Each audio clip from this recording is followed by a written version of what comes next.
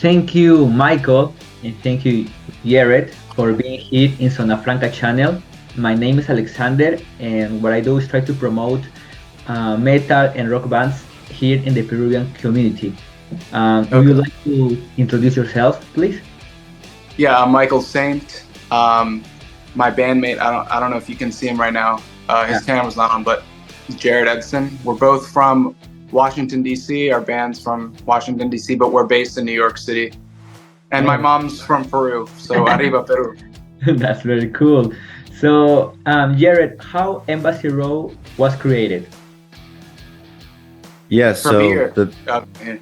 What's up, yeah, Jared? so the basic story is that we connected through Facebook in 2019 and just talked a little bit about music, and then fast forward a couple years later, Michael needed a bassist to fill in for his band, so I filled in for his band, and then when that split up, we formed a new group, and then once that new group split up, we stuck together and formed EmbassyRowe. So it's just the two of us and wanting to continue music after a few years of really no contact at all. So, what for you guys makes EmbassyRowe different from other bands? What is special about EmbassyRowe? I think a lot of bands right now, we haven't really heard too many bands that are pulling from the 90s grunge era. At least on my part, I haven't seen too many. And that's something I guess that we're kind of trying to pull back. I don't know if Jared can think of anything Yeah, else. I guess just kind of molding like a 90s who I grew up on that music, and 2000s rock kind of with a modern twist, or just kind of pulling from many different pop artists and just other current, I guess, modern day songs, and kind of putting it as one. I don't know, letting some nostalgia give into some of the older fans, and also reel in some new younger fans who like that type of vibe and music. So, for you guys, if changes, what were the influences that EmbassyRowe had at the beginning of the creations, and what are the influences nowadays that EmbassyRowe has? I think we're a pretty new band. We started in November of last year. And in the beginning, we were going, in the first the first single that we released, I'd say we're kind of going in a softer direction slightly, but then we kind of went a little bit aggressive with the second single. Our first single being Break the Fall, and then our second one being Seven. So originally we were always going to pull from the 90s because that's something Jared and I love, the 90s sound and the early 2000s sound of the rock and hard rock era. But as of right now, I think we're going more hard rock, leaning into metal a little bit, but keeping our roots kind of into that 90s sound with a modern take. That's good. And Jared, what do you think EmbassyRowe needs to have in order to have more, let's say, more views across the world, like more to be more well known?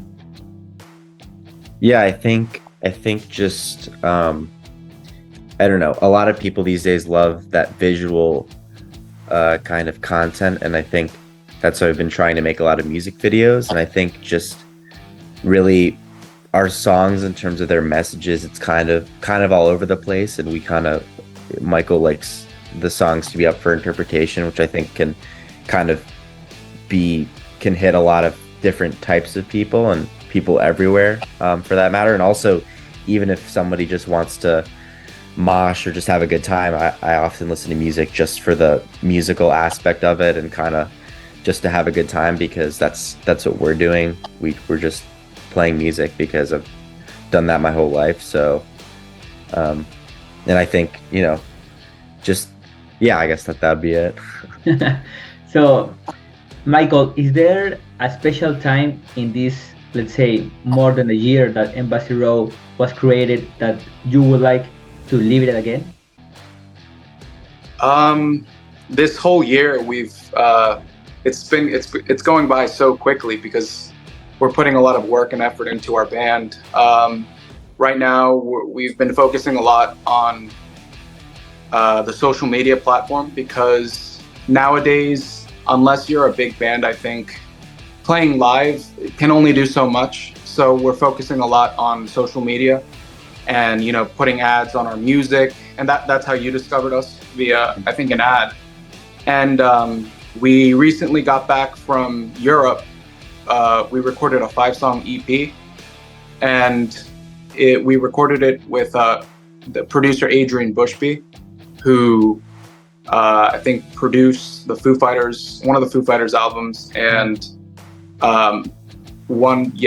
so he discovered us off of that Instagram ad. So Instagram and TikTok is really helping us right now.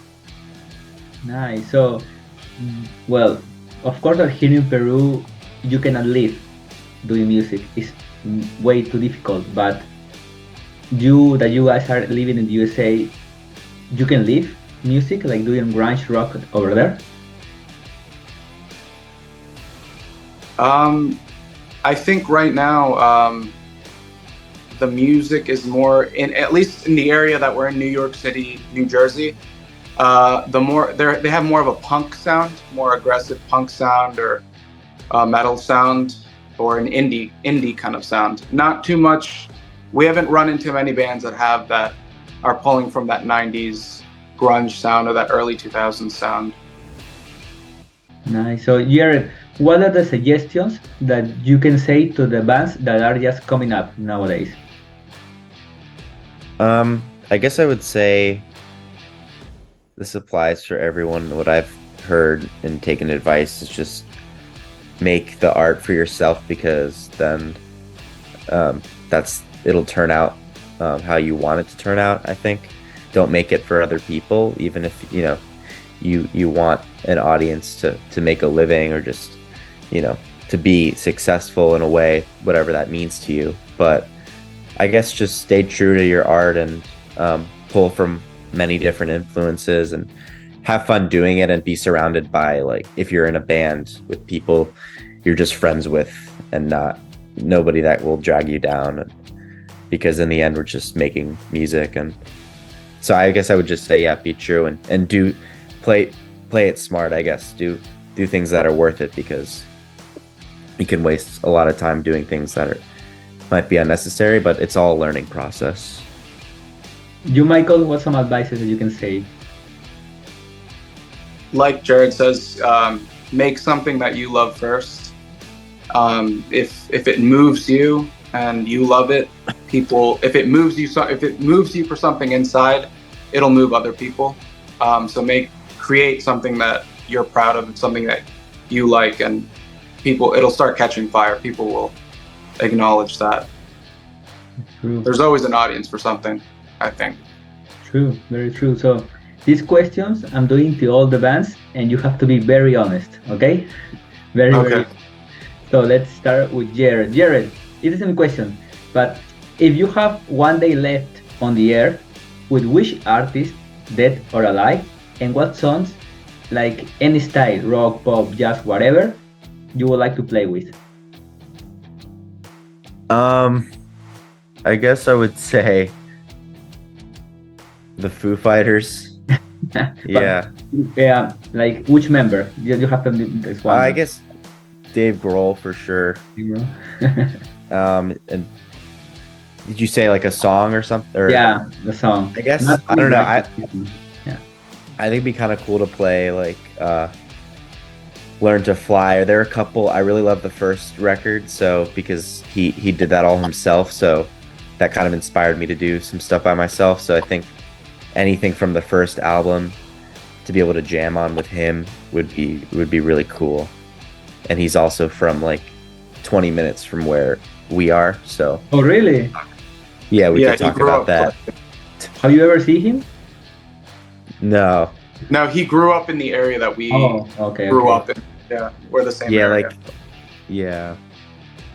But that comes to mind first, I would say. Right on. You, Michael? I know so many people would expect me to say like Chris Cornell because of all the comments that we get with Chris Cornell. There's so many amazing artists.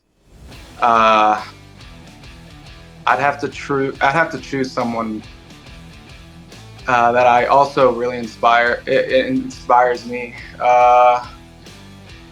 Either Jeff Buckley or Nick Drake. Nick Drake was an artist in the 60s, 70s who made a couple albums that were great, and he passed away. So, what song would you like to play with him? Play with him, maybe Pink Moon. Okay. Yeah. Okay. Sounds good.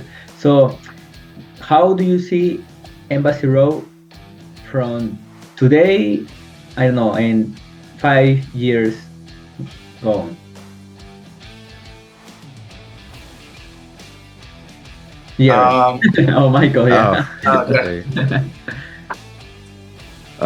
I guess I would say still staying true to our sound, and hopefully with maybe a full band. We're really clicking right now as a duo, but yeah, it'd be really cool to just travel the world and play music more consistently, performing live because we love playing live. So I guess just still as the same formation, and maybe our sounds evolved a little bit, and just bringing as many people as we can with us on this journey. So Michael, Jared said like he would like to have a complete band. Like, is it difficult over there to find another member for the group? It's harder to come by members that only want to stick with one band. Usually they're in many bands, many projects. So it's hard to find like a committed member that wants to play with one band. But for now, like when we do play live, we try to look for fill-ins. Members that like our music and then are willing to play a couple shows with us and are okay with like either some sort of compensation or just doing it for fun because they like our music. Yeah. So yeah, how do you feel like people over there in your town, your city, like see EmbassyRowe? How is the vibes, the environment when they see you live, playing live? Yeah, I'd say energetic and friendly. We always like to, the few times we played over the summer, talk to some people after the shows and introduce ourselves, but energetic and kind of in your face in a nice way. When we're playing live, some angry moments in there for sure, but yeah, I guess just energetic live shows and something kind of unique you can bash your head into a wall to, or just kind of dance with your loved ones. Kind of, we have some ballads, more chill songs. So nice. So just to close up this interview, Michael, what are the short-time goals that EmbassyRowe have? Short time. I guess grow our audience, whether it's playing live or through social media, making connections with other bands that like our sound, we like their sound. Kind of, we've connected with a couple bands on social media, or we found a couple bands on social media that have that are bringing that 90s kind of grunge sound back with a modern twist. So we're sticking with them. And then releasing a couple of these singles that we recorded over in Europe, and hopefully it'll garner some traction and some attention. Are you gonna play like before the year finish, or like We might have 1 or 2 shows possibly before the end of the year. If not, you'll find a lot of upcoming things on social media if you follow us on EmbassyRowe, whether on Instagram or TikTok. Mainly Instagram if you want to keep to tabs with some news of ours. TikTok is mainly, you know, for promotion and some cover songs that we like to do. Nice. Last word, Jared. I don't think so. I just thanks for reaching out. This is really cool. Never had a interview like this, and it's just cool that, you know, people like you are receptive to the music. I also really like your posters background. Yeah. I guess just excited to be doing this, and stay tuned. Actually, I have Chris Cornell one here. That's cool. Yeah. When he came here to Peru, I had the opportunity to see him. Yeah, it was cool. Oh, cool. Yeah. So that's all from me. Thank you guys. Really, it's always gonna be a pleasure. Not to reach out like bands like you, but also to have someone who has Peruvian roots. You know, like Michael. So I'm very proud that Peruvian people is still growing around the world. Really, I'm very proud. Yeah. So guys, nothing more to say. Thank you so much, and God bless you. Keep rocking, man. Keep rocking. Arriba Peru. Awesome. Yeah, Arriba Peru. Thank you. Yeah. All right. Thank you.